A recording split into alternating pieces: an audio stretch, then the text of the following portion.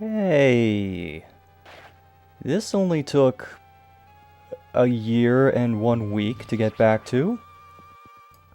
Better late than never, I guess, right?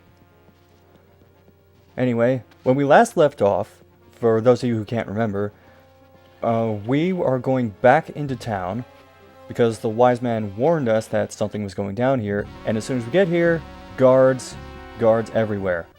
But we're not actually going to deal with them yet. Now that we've gotten Shade and Bow, we're going to go back and get some gems that we couldn't access before. And I'm going to speed up parts of this for convenience's sake. To get the first couple of gems, we need to go under here, and using your armlet on the big ice crystals, summon Shade. So if you don't have those big black crystals laying around, you can do that. We're going to use Doppelganger here, and that'll reveal the location of this time rift. Now that we know it's there, we can go ahead and use our armlet on it after dismissing Shade, and that'll warp us to this chest that we couldn't get to before, which appropriately enough gives us the black gem. Now we're going to go all the way back and summon Shade again, but this time we're going to go back to the main village from the beginning of the game. And if you need health, you can stop by that main hut and get some cheese. But what we're really after is this chest that washed up on the shore. Now, there's no indication that that happens, you just sort of have to find it. And now that we have that, we're going to do a little more backtracking all the way back to the water temple. Don't even worry about running out of SP and losing Shade, because you'd have to travel pretty slow to not get back here in time to do this. Now I'm just going to take a shortcut through here, and we're after that treasure chest on the left. Now to get that, we're going to use Shade's grabbing ability to grab onto this pillar. And of course, inside one of these, yet another black gem. But we're still not done yet, because now we have to go back to the mountain fortress. And we're not going to use Shade for this actually, we're going to end up using Bow. Because if you remember, when we got into the first area of the mountain fortress, there were two doors, one of which was locked, and there was another that was blocked by steel bars. And that is where Bow is going to come in handy. It's really important to remember that you need to adjust the position of Bow, because then you can just do something like this, where he's sitting right next to one of the enemies, a stationary enemy, and then he can just munch on it until it dies. But what we really want him to do is get near this door, because that's one of his special things, is that he can eat down steel doors. Now we're in this room, and I want to get Bow as close to the center of the room as possible. Although, in retrospect, using one of the corners might also work. Because what's going to happen is as soon as this zombie dies, there's going to be a lot of stuff that spawns. And it's going to spawn too fast for us to be able to do much of anything on our own. So what I'm trying to do here is take out stuff slowly, but also kind of use Bow as a way to block off certain enemies from me. Now, it doesn't really work. But the main thing I'm worried about is the raptors, because they're pretty tough to deal with one-on-one. I'm taking a fair amount of damage, but you know, I can deal with that. Using one healing item in this room really isn't so bad, especially considering the reward that you get for it, which is you get the black gem, you get the red gem, you get the blue gem, and you get your first green gem. Well, at least Bo seems happy about it. Now let's go all the way back to where we were supposed to be. Surely the innocent people in town won't mind that we made a slight detour to go hunting for gems, right? Right? Anyway, we're not actually going to do anything about the guards. Although, you can do the usual getting the bomb guy to blow up his own teammate's shtick, if you really want to. We need to go into this house. Now, this guy just says kind of generic dialogue, but the other two are the ones that hint about the underground passage, which is through that little gap to the left. And they also hint that you need Bo in order to destroy the gate, blocking it off. So without further ado, they conveniently put a thing for Bo to spawn right here, but unfortunately that still puts him too far away from the gate. If you want him to just do it by default, you gotta move him a little bit closer. Now this is a rather long hallway, but it's going to lead to a fairly familiar place at the end. Remember this treasure chest we could never reach in the palace? Well, now we got it. It's a green gem. Same deal here, you don't have to fight these guys. Our main objective right now is to get to the throne room to check on our family, and we rather ominously have some of these guards who are not responding to anything. And this area can be kind of annoying because there's a couple enemies that are underneath that little walkway and you can't see them. So you'll probably just end up walking into them by accident. This walkway, however, you can see these knights. And by now, they should be fairly simple to deal with. Especially if you can get them pinned up against the wall to just spam attacks until their shield breaks. Or if you really want to, what you can do is get them to... you can push one all the way back, and then you can stand in between them and get them to charge into each other.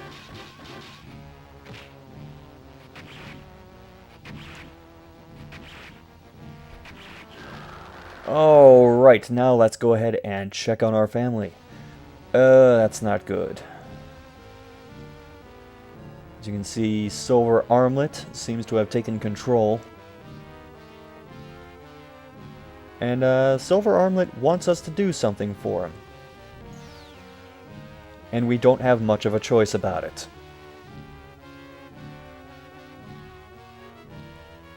In a nutshell, Silver Armlet kidnapped Ali's sister, and we need to get something called a large cube from underneath the palace and basically use it as a ransom.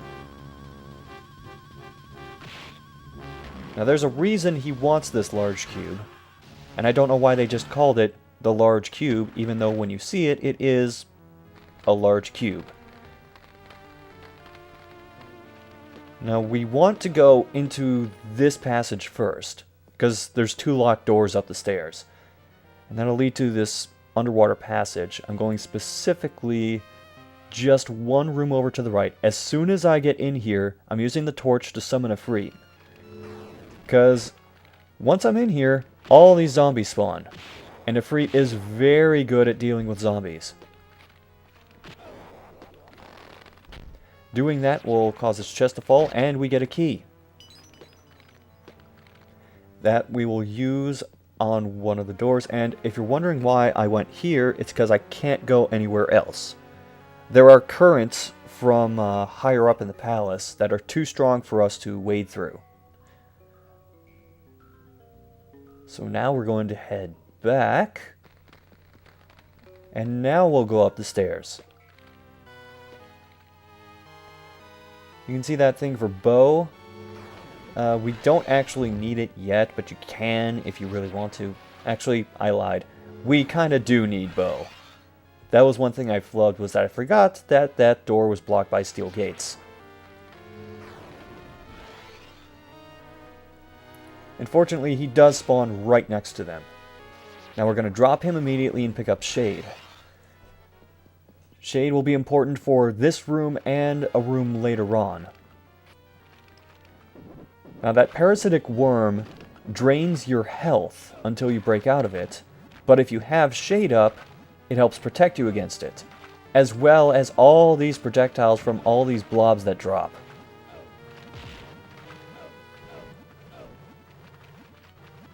There are going to be a few rooms like these, and it only gets worse from this point on, although not all of them have parasitic worms.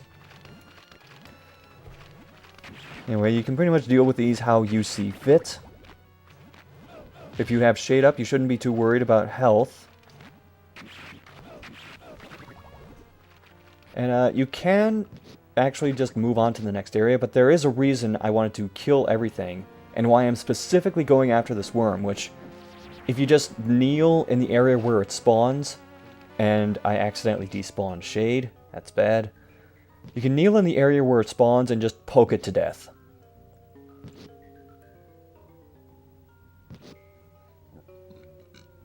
It's not a particularly exciting way to kill this thing, but it is one of the more efficient ways to deal with it.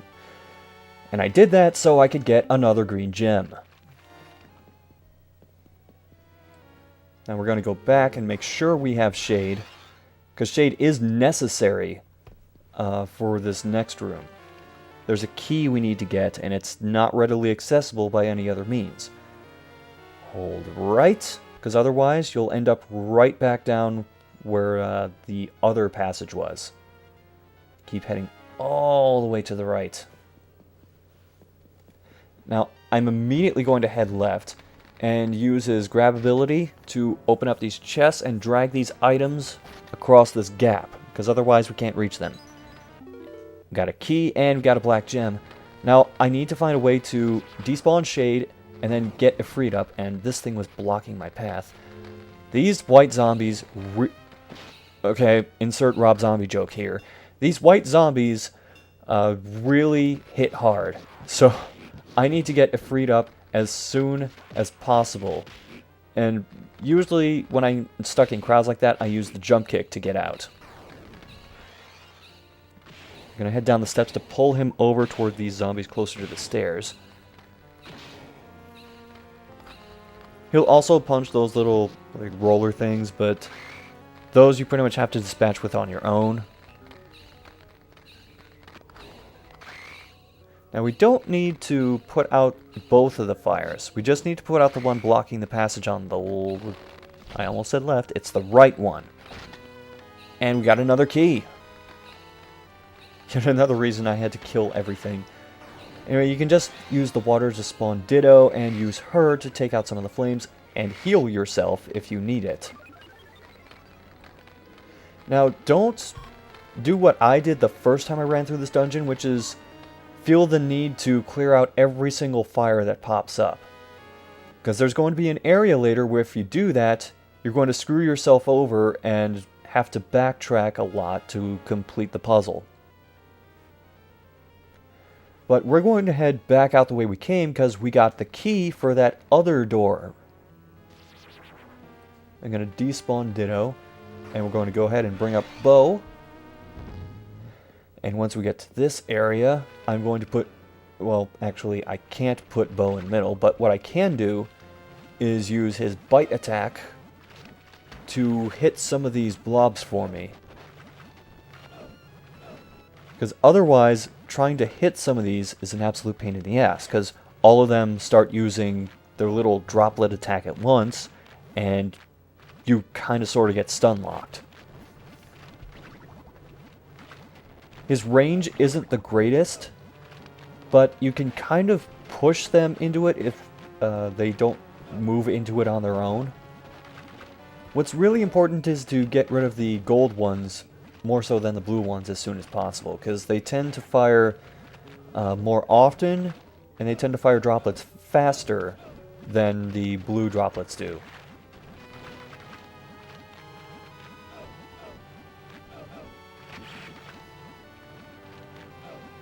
Okay, I've kind of thinned them out enough that I can just go on my own for some of these. Although, if any of them do move into Bo's range, I am going to back up and let him do his thing. Once again, this is one of those rooms where you can just go through the exit at any time, but you do get something for killing all of the enemies, so I'm going ahead and going through with that. Sometimes they drop apples, not always, but I'm going to take advantage of it.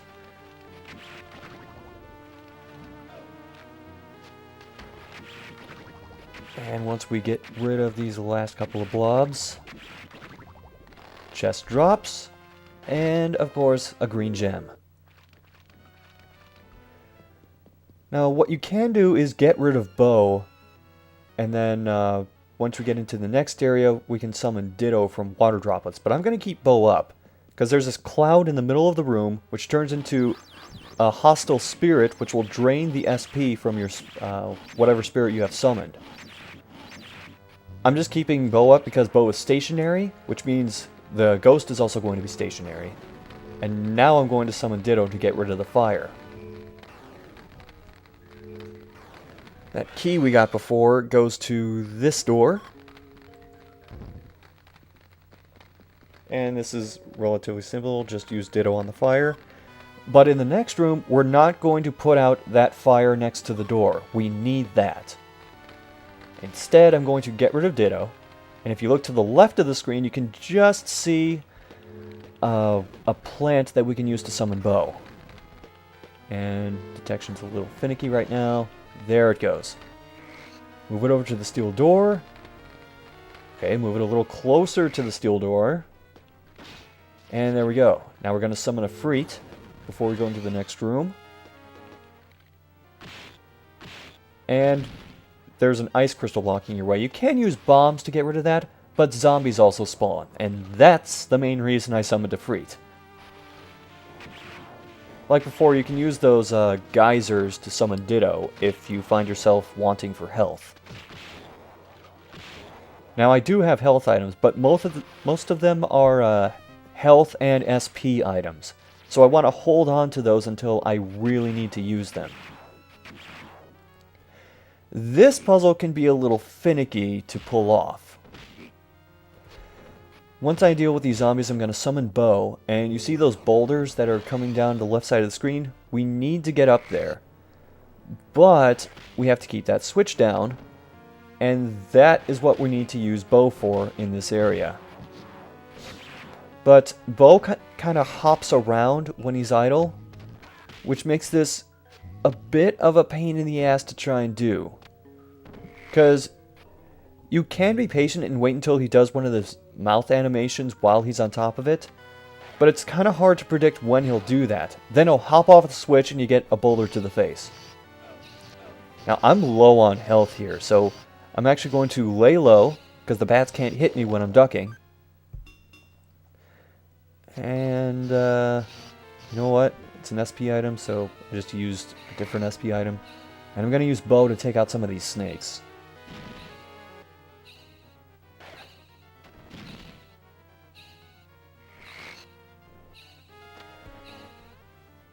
Now, my health is actually kind of low, so I think I will use a health item here. Oh, jeez. Okay, now I'm definitely using a health item. But I'm just going to use one of the ones that gets my health up by like a quarter. Because I don't want to use up like my max refills or my 3/4 items yet.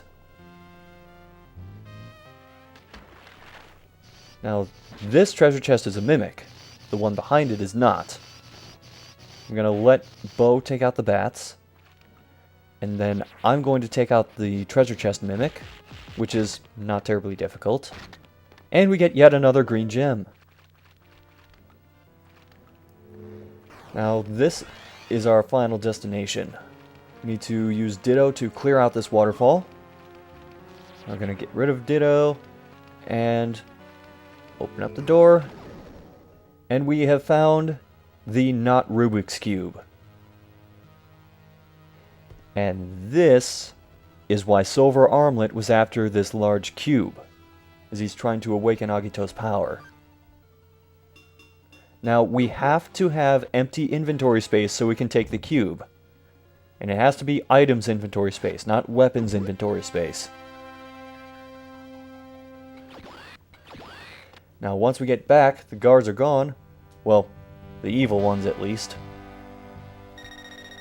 Some of the guards are coming back around, but, well, Dad's not looking so hot.